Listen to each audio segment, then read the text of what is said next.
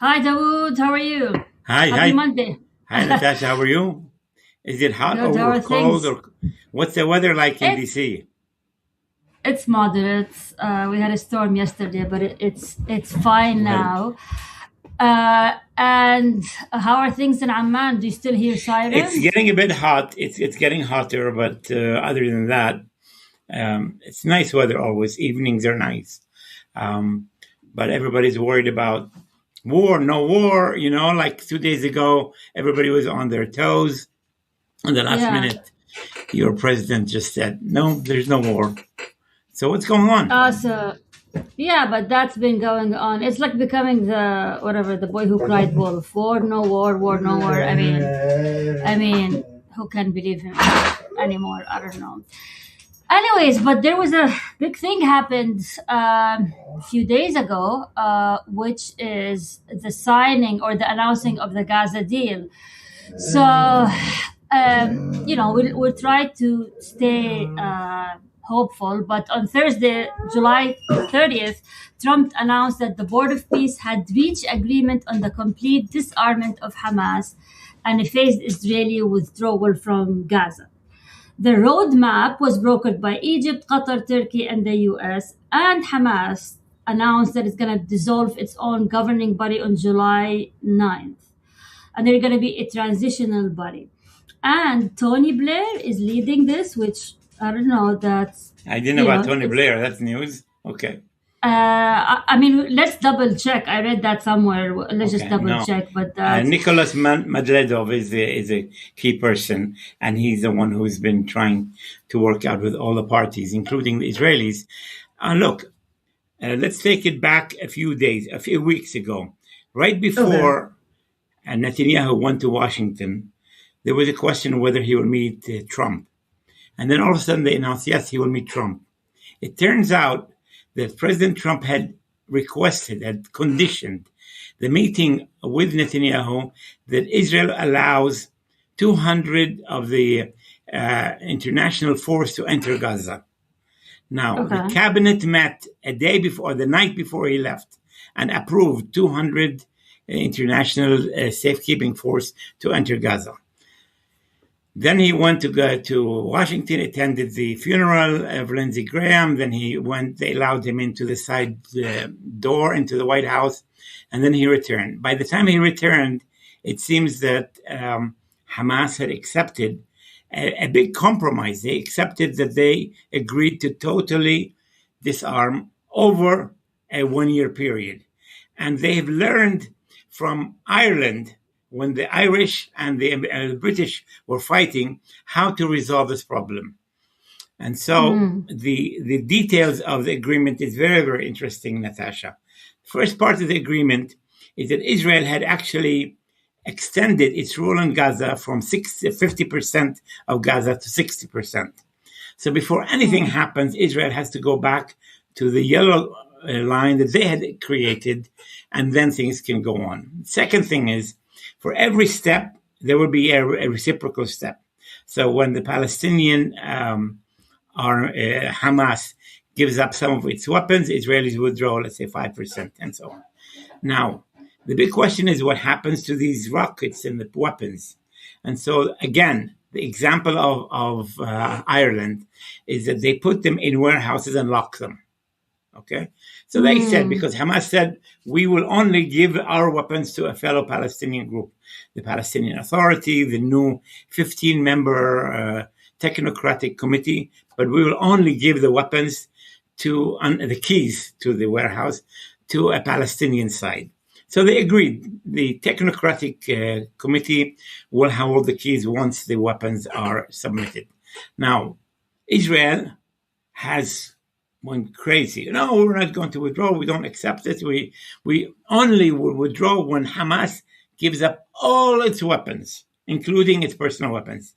Nobody's crazy to give up every single weapon because we saw what happened in Sabra and Shatila when Palestinians gave up all their weapons.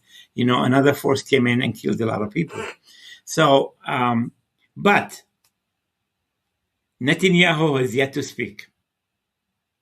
The Israeli government, sources in the Israeli government, the Minister of Defense spoke, but Netanyahu is yet to speak.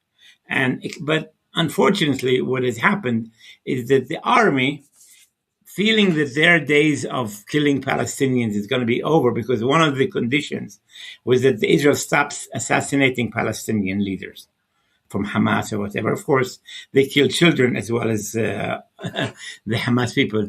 But since this morning, okay, the morning of the 3rd of August, 14 Palestinians have been killed. Okay, so Israel is trying to kill as many Palestinians as possible before this agreement takes force. And once it takes force, then there will be reciprocal steps. The 15-member committee is yet to enter Gaza. The 200 soldiers from apparently Morocco, Nepal, and other countries have yet to enter. The Israeli took a decision that they can enter, but the decision is conditional on 2 signatures. The Prime Minister and the Minister of Defense, they have to approve their entry. So while the cabinet approved in principle, the entry has not been, they have not been entered. And basically, it's very important because this international force is going to be the buffer between Israel and Palestinians. And it's going to be the side that is monitoring everybody's adherence to the agreement and so on and so forth. And where is the Palestinian Authority in all of this? The Palestinian Authority is persona non grata by Netanyahu. He doesn't like them. He doesn't want a two-state solution, but they cannot totally ignore them. If you remember the 20-point plan that was submitted and became a Security Council resolution, item 19 says, once the Palestinian Authority makes all the reforms that it has promised to carry out, then there could be a process towards some kind of self-determination. It's kind of very vague. Now, the Palestinian Authority has done everything that they promised. They have stopped giving money to the families of prisoners. They've had municipal elections. They announced the 28th of November parliamentary elections. They said that first quarter of 2027, there will be presidential elections. So they're carrying out everything that they promised. Now, of course, the Israelis and some of the Americans are saying, no, they didn't really carry out exactly what they said. It's true, they stopped giving money to the families, but they're giving money in an indirect way. And, they're trying to delegitimize the Palestinian Authority. But what's important in this recent plan, the 15-point plan, is that the law of the land in Gaza will be the Palestinian law. So the Palestinian law of the Palestinian Authority will be the law of the land, and the judges and so on will be carrying out. Another thing that is in the favor of Hamas is that the existing police, or the police existed during Hamas's rule, could be trained and could become part of the Palestinian police running Gaza. Of course, still there are a lot of other issues that have not been carried out. For example, Israel has not allowed heavy machines to enter to unearth a lot of the buildings that fell, and sometimes some people are buried under them. They've still not allowed all the 600 trucks a day to enter into Gaza humanitarian. They allowed 800 out of the 60,000 prefabricated homes they promised to allow. So there's a lot of conditions that the Israelis have not carried out. The big question is, in your capital city, will Trump put pressure on Israel to carry out? Now, the fact that he went public with it is a sort of pressure, because it says, we agree to it, now you have to pressure. Will they pressure? We don't know. So Hamas will no longer run Gaza based on this? Hamas already decided, Natasha, Hamas already decided the technocratic committee made up of 15 people, headed by Ali Sha'ath, will be governing Gaza. But they have not entered. So they have not been able to, transfer authority to them. So there's no, and people, you don't want vacuum. So they already announced the Hamas is no longer interested in governing Gaza. They agreed to give the power to the new authority, 15-person authority. But they're still stuck in Egypt. Israel has yet to allow them in.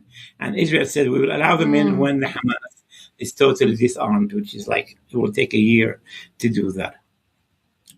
Well, are you optimistic about this plan? Because we've seen many plans before, and then, ceasefire is not respected, and a new settlement here, a new settlement there. I don't know. I mean, how are you optimistic? Is there a reason to stay optimistic with what's happening? Natasha, since 1967, when Israel occupied Gaza and the West Bank, there has never been any armed force other than the Israelis separating the occupiers from the occupied. Okay?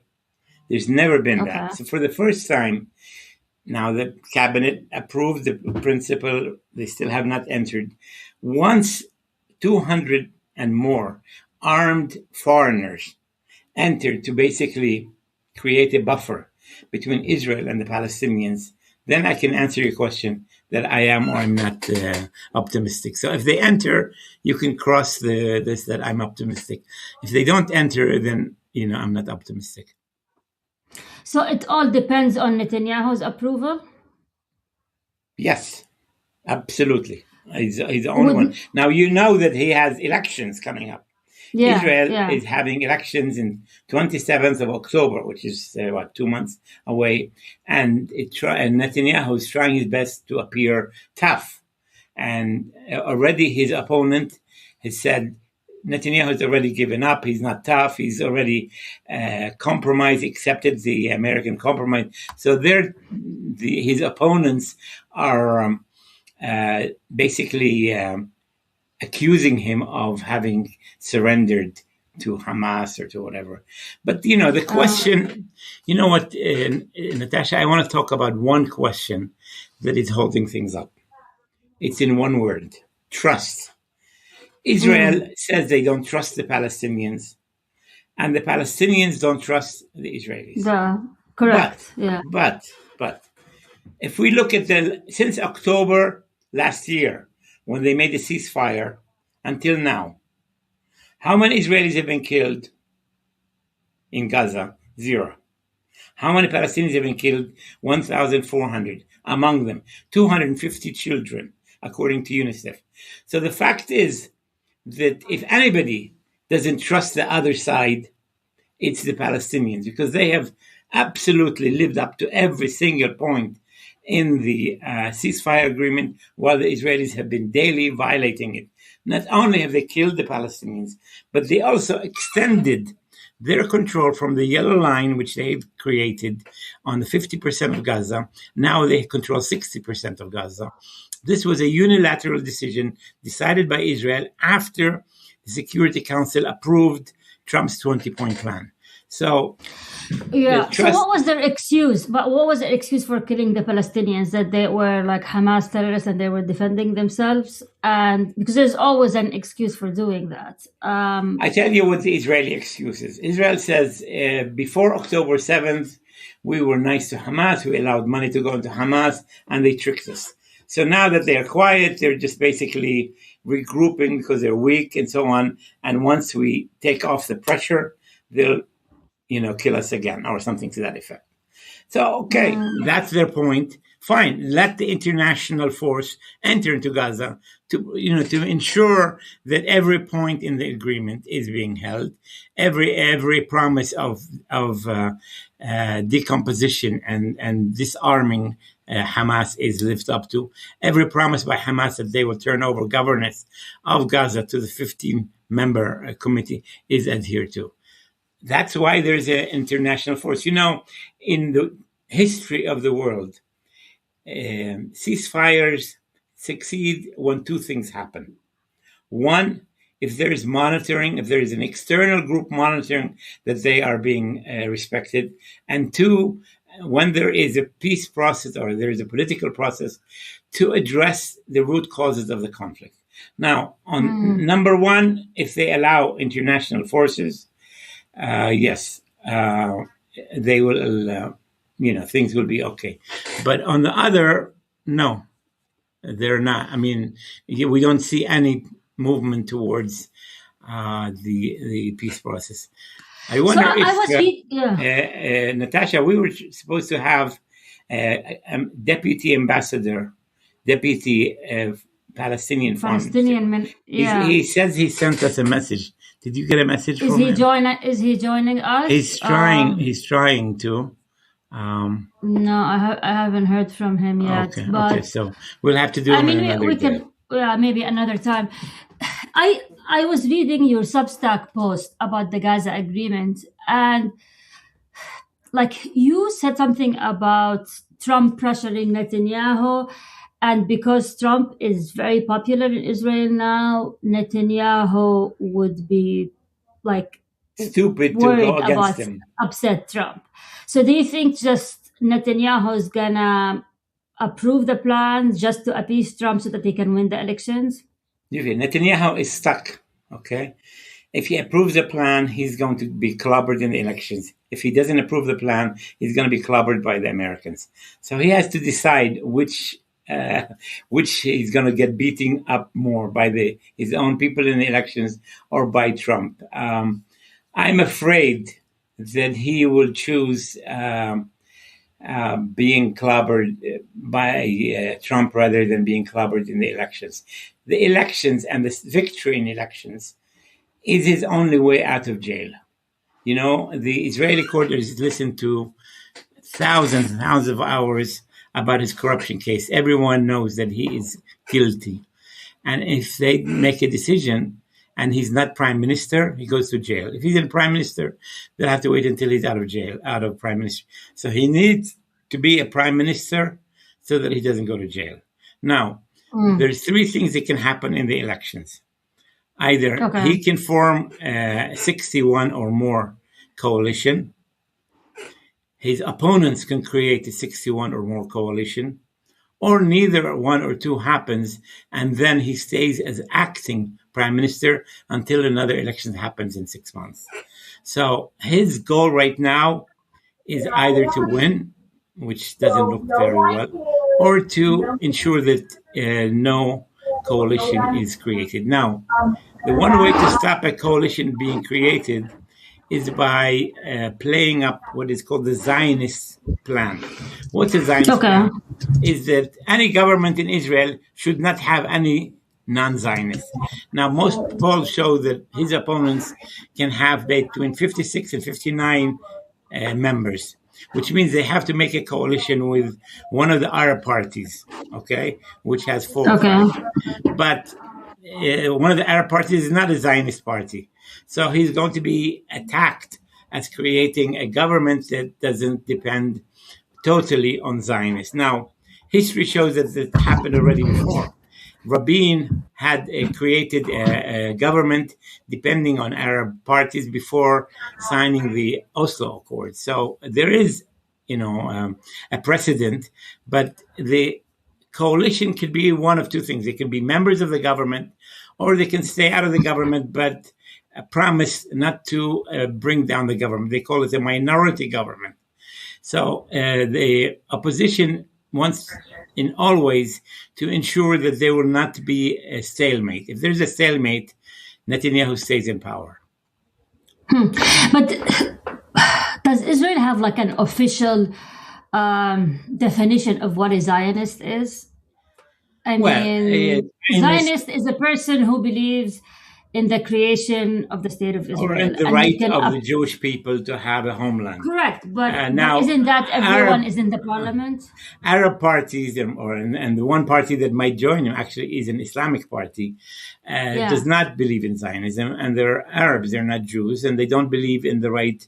They will give lip service to the government, but they will allow a government to exist so that it can resolve some of the problems in Palestine, some of the criminality going on in Israel among Arabs and so on. So they're saying we don't need to take a position on whether we're Zionist or not. This is actually a racist attempt. In fact, Gershon Baskin, an Israeli, said, I'm against the Zionist government. I'm for an Israeli government. So the idea of Israel being the country for its citizens, whether Arabs or Jews, is much more a democratic agreement rather than Israel being a government for only the Jews or And the run by Jews. only the Jews. Interesting. Interesting. Okay, so in the midst of all of that, the West Bank is Blowing up. boiling with settler attacks, and they're actually increasing dramatically. What is going on, and what is the Palestinian Authority doing about it? What is the U.S. doing about it? What I mean, it's what is happening is appalling. Nobody's stopping them. The numbers is staggering, and I'm not even sure that people in the US know about what's happening in the West Bank in terms of settler violence. I haven't seen much about it. Nobody's talking about it. Is the media even reporting about it extensively? I've seen like reports here and there by CNN, but it's not a hot topic these days. Why? Since it's terrifying. So what's your view? You know what they say: if it bleeds, it leads. And I think the Americans are more interested in Iran war. They're probably more interested in Ukrainian war. Every day also Ukrainians are being killed or Russians, and it's they cover it. So the idea that one or two Palestinians are killed in the West Bank or a farm is being burnt doesn't reach the top news. I mean, even in Gaza, as I told you, 14 Palestinians were killed this morning in Gaza. Let's see if that's even covered in the U.S. and American and Western press. They might cover the peace effort rather than the number of Palestinians. It might be like paragraph 17 in the New York Times story. But so I think what is happening is the settlers, and the extremists in Israel, they carry out small attacks, but every single day. It doesn't rise up to being a big story. Whereas when the Palestinians do something like October 7th or something, it's a big story. So, I don't know what they want. They want many more Palestinians to be killed for, the BBC actually did an interview, CNN or the BBC, with an Israeli lawyer, settler, who said for every Palestinian killed, we have to kill, for every Israeli that is killed, we have to kill 1 million Palestinians. So that's the ratio that they are saying. And every day, also something that also Americans should know, there's settlements in the Beit Sahur area. There is a settlement called Rush al-Ghurab, and that's being extended and expanded against the interests of the Palestinians, against international law. But again, Israel can get away with many things, either because Trump is more interested in getting Netanyahu to help him end the Iran war, or because they can't go against Netanyahu or whatever. But there's too many things going on, and the media is sucked up to the big issues. But yes, the situation in Gaza and the West Bank and Jerusalem is really, really bad. I mean, if you look at the numbers, I'm looking at the numbers now, they're pretty scary. I mean, you have 1,000 settler attacks in 2026 alone across 230 communities, averaging 6 attacks a day. That is the highest pace on record. If you look at these numbers, they're scary. If you have 6 attacks a day by settler, that's not a one-off thing. It's kind of a planned. No, there's it's a planned strategy. And they're all protected by the Israeli army. They are army protected settlers. They would never do this, what they've done, without knowing that the army protects them and that the army will not, hold them accountable. They know they'll get immunity. They'll get, they will get a pardon. Nothing will happen to them. And then there was 68 Palestinian kills in the West Bank. That's not in Gaza in 2026. Yes. As of July 19th, at least 13 by settlers, and 6 Palestinian children killed and 187 injured in 2026, and 1,500 children displaced by recurrent settler attacks. So, can I change the subject? Can we change the subject? Yeah. You have elections. I'm just baffled by these numbers and how there's I mean, it's, as I said, it's a plan, it's a strategy, and no one is stopping them. It's just baffling, honestly. But yeah, we can change the subject. What's Something happening more tomorrow? positive, What's maybe. happening? Michigan. What? What's happening in Michigan? Ah, yeah, there's elections tomorrow. Yeah, and what is happening? You've been following. Tell me. I can't keep up. Honestly, tell me what's happening in Well, Michigan. there is an American of Egyptian origin, Abdul Said, running against a mainstream Democrat who's been extremely well funded. I mean, like $60 million of funding for primary in the Democratic. It's very unusual by APAC. And so apparently the polls show that he's doing well and he might win tomorrow. But the question that everybody's trying to ask is whether he can also win in the general elections against Republicans. And so, but I think He's Egyptian clearly the American, American Egyptian, Abdul Said. and he's backed by APAC. No, Is his that what you said? opponent is his His opponent. opponent. Okay. You confused me. No. Okay. His opponent is backed by APAC. He's raised Okay. $8 million from individuals, whereas she's raised like $80 million, among them 60 million from APAC. So, but it seems that nevertheless, his latest poll show him 15 points ahead. And now apparently a lot of the money is going to go into video things, video ads in today and I don't know tomorrow, but today basically, and yesterday. And so we'll see. A lot of people are looking at it not only on the Michigan, because if he wins in the general, he will be the first Muslim that enter into the Senate, not the Congress. And the Senate is a 6-year term. So it will be very interesting to see an American of Muslim origin, Muslim American, running and being a member of the U.S. Senate. That would be really interesting. So talking about APAC, what is their strategy now that they're losing all their backed candidates? Are they changing tactics? Are they? I mean, they're on a losing streak here. What is going on? Like, what are they thinking? Do you know anything? What is their plan now? Is they're just losing all their candidates? So what's their next step? We should get James Zerby or somebody like that on our next program. Yeah, exactly. Yeah, I worked with James actually. Yeah. And my daughter was an intern.